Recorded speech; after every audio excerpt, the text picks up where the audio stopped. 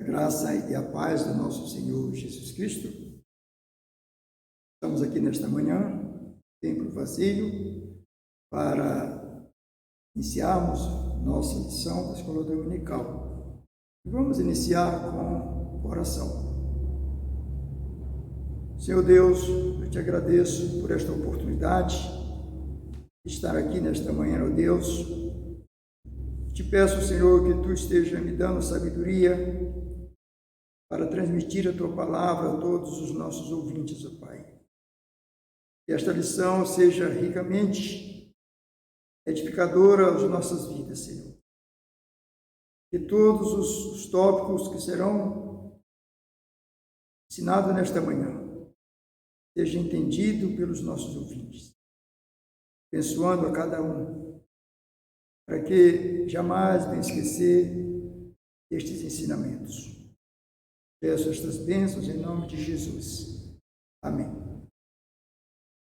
Vamos, nesse instante, cantar o hino de número 47.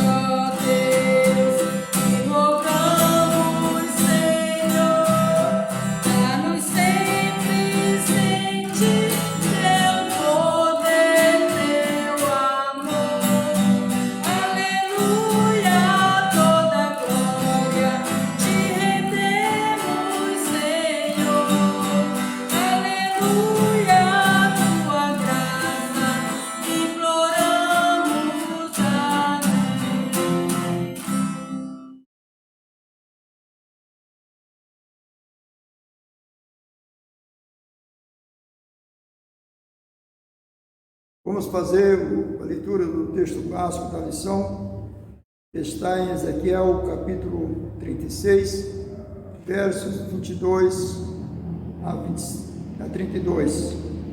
E diz o texto sagrado: Dize, portanto, ó casa de Israel, assim diz o Senhor Deus, não é por amor de vós que eu faço isto, ó casa de Israel, mas pelo meu santo nome, que profanaste entre as nações para onde fostes. Vindicarei a santidade do meu grande nome, que foi profanado entre as nações, o qual profanaste no meio delas. As nações saberão que eu sou o Senhor, diz o Senhor Deus, quando eu vindicar a minha santidade perante elas. Tomai-vos-ei de entre as nações, e vos congregarei de todos os países, e vos trarei para a vossa terra. Então aspergirei uma água pura sobre vós, e ficarei purificado de todas as vossas imundícias, de todos os vossos ídolos vos purificarei. Dá-vos-eis o coração novo, e porei dentro de vós o espírito novo. Tirarei de vós o coração de pedra, e vos darei o coração de carne. Porei dentro de vós o meu espírito, e farei que andeis nos meus estatutos, guardeis os meus juízos, e vos observeis. Habitarei na terra que eu dei aos vossos pais, vós sereis o meu povo, e eu serei o vosso Deus. Livrar-o-ei de todas as vossas imundícias, farei vir o trigo e multiplicarei, e não trarei fome sobre vós. Multiplicarei o fruto das árvores, e a novidade do campo, para que jamais recebais o opróbrio da fome entre as nações. Então vos lembrarei dos vossos maus caminhos, dos vossos feitos que não foram bons. Tereis nojo de vós mesmo, por causa das vossas iniquidades e das vossas abominações. Não por amor de vós, fique bem entendido, que eu faço isto, diz o Senhor Deus. Envergonhai-vos, confundi-vos, por causa dos vossos caminhos, ó casa de Israel. Maravilha, irmãos. A nossa lição de hoje, ela tem como tema um presente transformador. E é importante observarmos este tema que vai falar-nos deste presente. Que presente é este? A nossa introdução,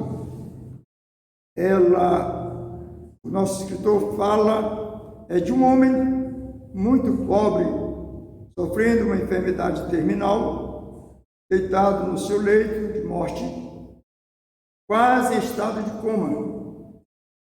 E fala de um médico que desejasse salvar a sua vida. E esse médico ele teria que arcar com todas as responsabilidades, providenciar o remédio gratuitamente, mas colocá-lo numa colher e levá-lo aos lábios daquele homem. Porém, embora o bom doutor faça 99% de todo o seu trabalho, é necessário 1% por parte daquele paciente que precisaria abrir a boca para receber o remédio.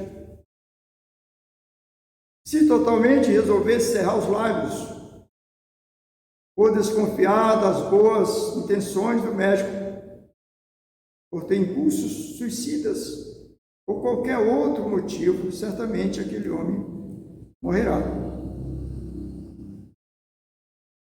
Essa é uma típica ilustração da nossa lição sobre a obra da salvação, onde o paciente é o pecador, o médico é Deus, o remédio é a cruz de Cristo.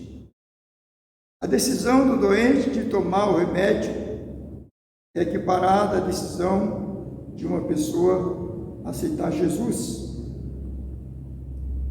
Será mesmo que Deus é como um bom médico, impotente diante da total teimosia do seu paciente, tendo o seu desejo de salvar frustrado pelo livre-arbítrio? Ele mesmo deu aos pecadores? No nosso primeiro tópico, os irmãos podem ver na revista, é a graça quase salvadora. A doutrina de Agostinho da incapacidade humana, da predestinação como base para a concessão gráfica da graça, foi considerada ortodoxa pelo concílio da igreja medieval. E grandes teólogos como o monge beneditino Anselmo e Cantuária, nos anos 1000 33 e 1106, e o frei dominicano Tomás Aquino, nos anos 1225 e nos anos 1274, defenderam. Vemos na revista que, porém, alguns dos seus conceitos centrais foram sendo atenuados dentro do catolicismo romano medieval. A época da Reforma Protestante foi exemplo. O monge agostiniano Erasmo de Roterdã, nos anos 1466 a 1536, dizia que o papel da graça divina era apenas suplementar a capacidades naturais do homem, assistindo em seu esforço de busca a Deus. Nossa revista diz que o Catecismo da Igreja Católica, dos anos 1992, ensina que a graça imerecida obtida por Cristo resgatou todos os homens da escravidão do pecado original, de forma que, assim sustentado pela graça, cabe a cada um escolher voltar-se para Deus ou afastar de Deus. Os reformadores protestantes apelidaram essa forma de doutrina da salvação de semi-pelagianismo. Curiosamente, no entanto, ela é abraçada na atualidade ainda com grandes modificações, especialmente quanto ao papel do sacramento por inúmeros evangélicos por todo o mundo. Percebo que, mesmo defensor desta graça, ainda há muitas pessoas que defendem essa graça e vivem ela em boa parte do mundo. Se você tiver algum problema, não compreendeu esse primeiro tópico, você pode fazer a sua observação, colocar no comentário alguma dúvida que você teve com este primeiro tópico e mandar para nós. Queremos ajudar no próximo domingo, dando a explicação da sua dúvida. A graça quase salvadora, a letra B, conforme está na revista. Essa reviravolta começou com Armínio, pelos anos 1560 a 1609. Nós vimos esse argumento lá na lição de número 5. Armínio era um professor de teologia das igrejas reformadas dos Países Baixos. E ele ensinava que Deus concedia a todos os homens uma graça que os capacitava a crer, chamada preveniente,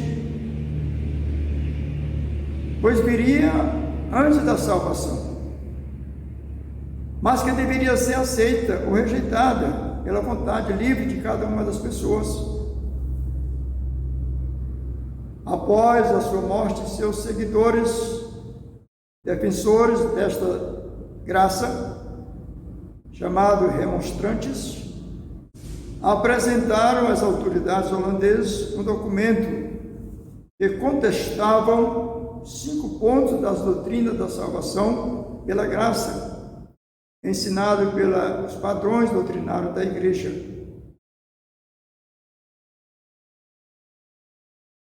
E nós vimos que no Sínodo Nacional, na cidade de Dordrecht, nos anos 1618 e 1619, foi reprovado as teses de arminianos, e reafirmou a ortodoxia calvinista em 5 teses centrais, versando sobre: primeiro, a divina eleição e reprovação; segundo, a morte de Cristo e a redenção do homem por meio dela; Terceiro, a corrupção do homem. Quarto, a conversão do homem a Deus. E quinto, a perseverança dos santos. Podemos ver na revista que, contudo, a graça preveniente ganhou popularidade no meio dos protestantes do século seguinte. Uma das razões foi o surgimento de movimentos e despertamento espiritual, caracterizado por pregadores entusiastas que convocavam o povo para uma vida maior, de devoção pessoal, reforma moral. E naquele movimento havia avivalistas calvinistas, como Jonathan, John Wesley e muitos outros, cujo movimento ele perdurou nos anos de 1703 a 1791. Grande parte do evangelicalismo atual abraçou alguma forma da graça preveniente na sua teologia, e uma porção que, sem estabelecer uma base teológica, a adota na prática. Mas podemos ver que recentemente movimentos do ateísmo aberto têm levado às últimas consequências lógicas. Conceito de uma graça universal livre, completamente ineficaz, sem colaboração autônoma do pecador. E concluindo que Deus não sabe quem será salvo. Imagine que tipo de teologia é esta. Devemos ter muito cuidado com isto. Outro tópico que nós encontramos aqui é a graça quase salvadora. Você viu na nossa revista aí? A história da igreja demonstra que o cristianismo se sente fortemente atraído para a ideia de que Deus é o médico como uma colherzinha na mão. Talvez, quem sabe, porque a igreja subentende a ideia humanista de que ser humano não está tão irremediavelmente incapacitado, corrompido.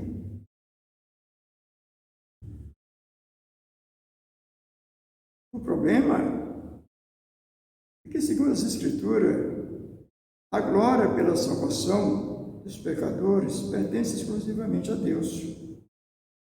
Os irmãos podem ver isso em Romanos 11, verso 6, 2 Timóteo 1, 9, Tito 3, 5, conforme dado está na sua revista. Os defensores da doutrina de arminiana da graça, que pode ser resistida, argumento nela a salvação que continua sendo gratuita, pois Deus já providenciou tudo, diz a doutrina, estando o homem somente crer, que não pode ser considerado uma obra. Assim defende os seguidores desta doutrina de Armínio. Acontece que, segundo a Escritura, crer é exatamente a obra que Deus requer dos pecadores, obra esta que eles não podem realizar, porque seus corações estão endurecidos. Jesus falou a respeito disso em João 6, 28, 29. Em João 12, 39 a 40. Um pecador que conseguisse crer por si mesmo no Evangelho, certamente teria motivo para se gloriar da sua espiritualidade, força de vontade, fé. Deus concedeu a sua graça de maneira que ninguém pode se gloriar.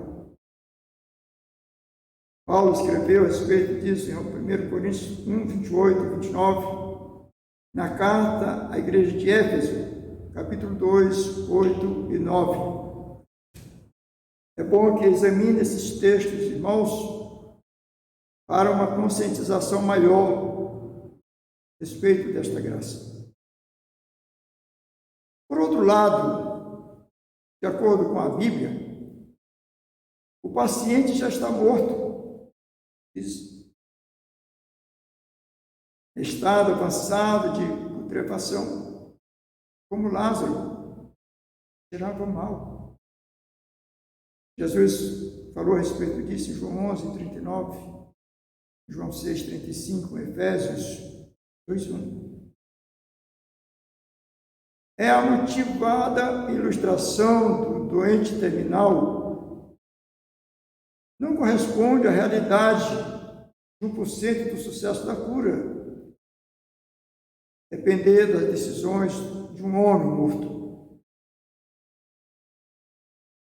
Em seus delitos e pecados, o fracasso da medicina está garantido em 100% das vezes, isto é, ninguém seria salvo.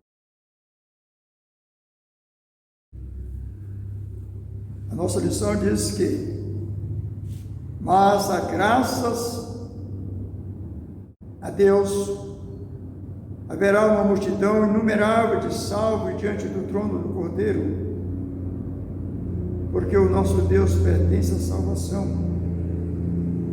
Sim, 100% pertence ao Senhor. Apocalipse 7, 9 e 10 afirma isto. Essa sim é uma imagem emocionante. Só podemos estar certo do cumprimento dela, porque Deus desejou redimir um povo para si, diz as Escrituras. E ninguém jamais pode resistir à sua vontade. 2 Crônica 26, Romanos 9, 19. Está lá escrito a esse respeito. A graça irresistível, a parte A, o amor, é atraente. Está na nossa revista. Graça irresistível significaria que os eleitos são arrastados para o céu, peleando contra a sua vontade, forçado a amar a Deus e crer no seu Filho. Será que esta é a graça irresistível? Não é essa a ideia. Essa ideia contradiz frontalmente o quadro da bem-aventurança, da gratidão apresentada por Deus na sua palavra. O salmista, no Salmo 16, 11, falou a respeito disto. O profeta Isaías, no capítulo 35, 10, também falou a respeito deste assunto. Está lá, vocês podem ler. Romanos 14, 17, também Paulo falou nesta carta aos Romanos, o amor de Deus. 1 Pedro 1, 8, nós encontramos Pedro falando a respeito do mesmo assunto. Quando nós lemos a palavra de Deus, nós encontramos os profetas que utilizam expressões afetuosas para revelar como o Senhor atrai o seu povo para si mesmo, como Pai amoroso, e vence a nossa resistência com laços de amor. Foi o que Jeremias escreveu no capítulo 31, 3. Foi o que Oséias escreveu no capítulo 11, 4. A graça de Deus opera eficazmente, mas não violentamente, pois provém do seu amor. Se Deus que nos amou tão profundamente, é o Deus que nos atrai pelo seu amor, nos faz entender que necessitamos da sua graça, para que a cada dia possamos servi-lo com alegria, com satisfação. e dá glórias a Ele.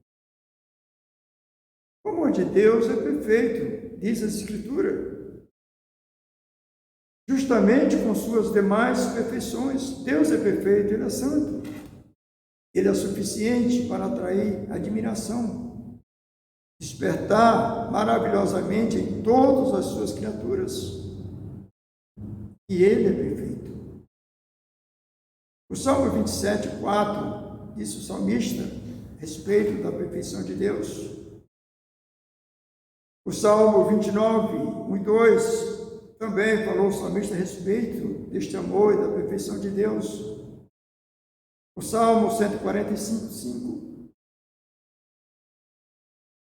O problema é, devido ao pecado, nós nos tornamos cegos, insensíveis à sua beleza gloriosa e santa que é. O pecado nos faz ver as coisas diferentes. E às vezes nós não atentamos para o amor de Deus, para a santidade de Deus, para buscar todos os dias isto para as nossas vidas, com a admiração que Ele tem demonstrado, tem realizado diante de nós. O segundo ponto da nossa lição, você que está acompanhando na revista, é a graça irresistível. Coração novinho em folha. As Escrituras Sagradas ensinam que a graça salvadora é eficaz, porque ela não é apenas uma oferta passiva da salvação, mas é a própria salvação, sendo ativamente dada ao pecador. Estávamos mortos dos nossos delitos e pecados. Não merecíamos nada, absolutamente nada. Mas a graça é o dom de Deus. Paulo escreveu a respeito desse assunto em Romanos 5,15, 1 Pedro 4,10. A mesma palavra grega usada para se referir os presentes trazidos pelos magos ao menino Jesus, conforme está escrito em Mateus 2,11, em comparação com Apocalipse 11,10. Este presente que Deus, que a lição nos fala, é um novo coração, dado por Deus em substituição ao velho coração, pecaminoso, endurecido, rebelde, conforme a promessa de Deus, profetizado por Ezequiel, para o seu povo, o povo remanescente, que retornaria do exílio babilônico. Lá em Ezequiel 11, 19 e 20 está lá a respeito deste povo que volta para a sua casa. Ezequiel 36, 26 a 27 também está falando a respeito deste assunto. Deuteronômio, capítulo 30, verso 6, falando Deus tirando o seu povo ali do Egito, trazendo para cá a sua terra, até que Ele deu aos seus pais. Jeremias, capítulo 24, 7 e 32, 39. Leia esses textos, meus irmãos, ouvintes, para vocês terem a certeza de que Deus é um Deus que dá um presente tão grande ao pecador. Transformou o coração, para que este pecador com um coração novo possa ser uma nova criatura do Senhor Jesus. Na Bíblia, a palavra coração significa homem como ele é realmente, é nas profundezas do seu ser, no mais íntimo da sua existência. O coração é a fonte de todas as atividades religiosas, filosóficas e moral do homem. É o centro da sua personalidade subjetiva. É o coração que deve buscar a Deus, conforme está escrito em Deuteronômio 6,5. Segunda Crônica 34, 31. É também o coração que cedia o pecado, que nos afasta de Deus. Gênesis capítulo 6, 5, Salmo 95, 8. O profeta Jeremias escreveu a respeito desse assunto, capítulo 17, 9. Jesus falou deste assunto em Mateus 15, 19. Leiam esses textos. É importante para você entender esse tópico da lição. A graça do Senhor concede ao homem uma disposição autêntica, integral, livre de se voltar para Ele, de amá-lo, conhecê-lo, temê-lo, de obedecer aos seus mandamentos. Essa é a grande eficácia da graça do Senhor ao homem que tem um novo coração. A graça eficaz, porque não se limita a oferecer a salvação para um coração rebelde, endurecido contra Deus, mas vai além e presenteia o pecador com um coração temente ao Senhor, sensível à sua voz. O Senhor sabia que a situação do homem era grave, estava perdido, morto nos seus delitos e pecados. E era necessário não apenas um remédio, mas era necessário um transplante. Ele fez. Ele trocou o nosso coração. Ele mudou o nosso coração. Isso é importante. Um homem novo tem um coração novo. Um homem regenerado tem um coração regenerado. É do coração que parte toda a nossa adoração, o nosso louvor a Deus. É do coração que devemos amar a Deus e uns aos outros, livremente. É com um coração novo que vamos entender a vontade de Deus nas nossas vidas. É com este coração que vamos todos os dias estar na presença de Deus. Grande presente o Senhor deu ao pecador. Como diz o texto, presente que transformou as nossas vidas e que transforma a vida de todo aquele que nele crê, que transforma a vida de todo aquele que busca o Senhor. Por isso a necessidade de que todos os homens possam ter este presente de Deus, uma grande transformação na sua vida, tanto do aspecto social, o aspecto material, como muito mais no aspecto espiritual. Eu quero encerrar, irmãos, essa lição desta manhã, dizendo a você que a liberdade humana, de fato, é mantida por Deus intacta. Pois assim como a natureza é dada de Adão, cobiça livremente, que é pecaminoso,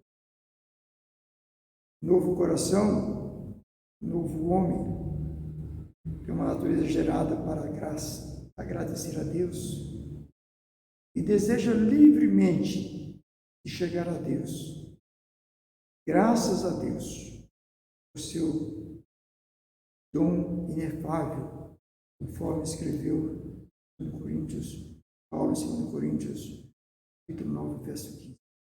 Que esta lição, ela tenha grandes transformações na sua vida. Que você possa entender que esse Deus, que conheceu você e conheceu a mim quando ainda estávamos mortos nos nossos delitos e pecado, Ele nos transformou de tal maneira que pela sua graça somos salvos. E diante a fé, isso não vem de nós, é dom de Deus. Por isso devemos glorificar a Deus todos os dias. Amém.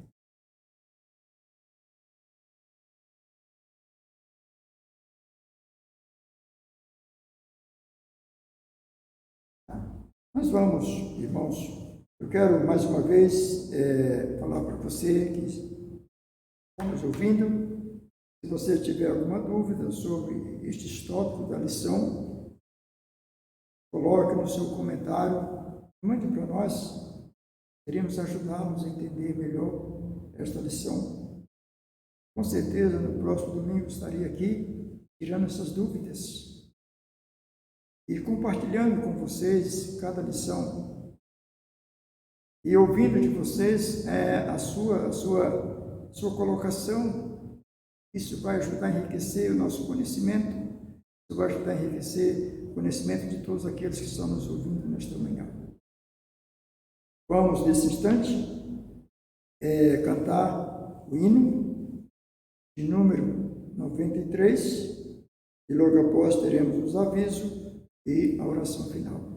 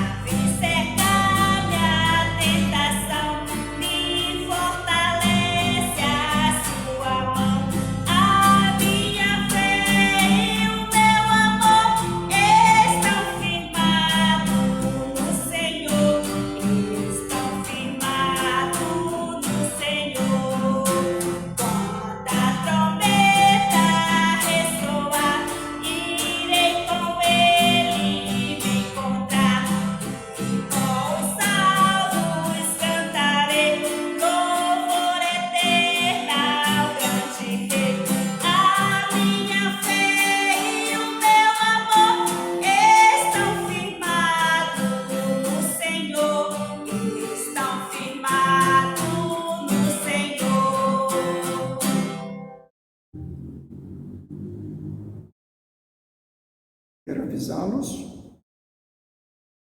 teremos à noite culto normal com o nosso pregador aqui.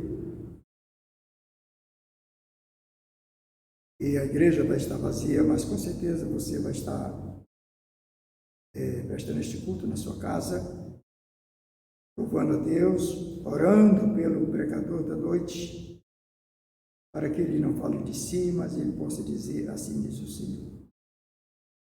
Vamos estar atentos ao trabalho da semana e também vamos buscar a se inscrever mais pessoas, se inscrever o programa, para que este programa possa ser ouvido, possa ser entendido por muitas pessoas. É uma bênção de Deus. E vamos orar ao Senhor nesse instante. Senhor, meu Deus, eu te agradeço mais uma vez por estar aqui, ó Deus, pela palavra que foi lida, pela lição que foi explicada a todos os nossos ouvintes. E que cada tópico desta lição, Senhor, tenha um objetivo profundo na vida de cada um. Entender o amor de Deus, entender o convite de Deus para que o pecador tenha um novo coração. Esse é o maior presente que Deus dá a um pecador, é transformando o seu coração. Abençoa todos os nossos ouvintes e toda a tua igreja aqui, Senhor, em Aceilândia. Que possamos todos os dias estarmos com os nossos joelhos no chão, orando pelos enfermos desta cidade, pelos enfermos deste estado e deste país, para que o Senhor esteja abençoando a cada um. O Senhor esteja restabelecendo a saúde daqueles que estão hoje nos hospitais. Senhor, cremos verdadeiramente que Tu tens uma solução para isso, Senhor. Precisamos a cada dia continuar orando, buscando, clamando a Ti, com fé, com sabedoria e humildade diante de Ti, Senhor. Muito obrigado. Em nome e por amor de Jesus eu agradeço. Amém.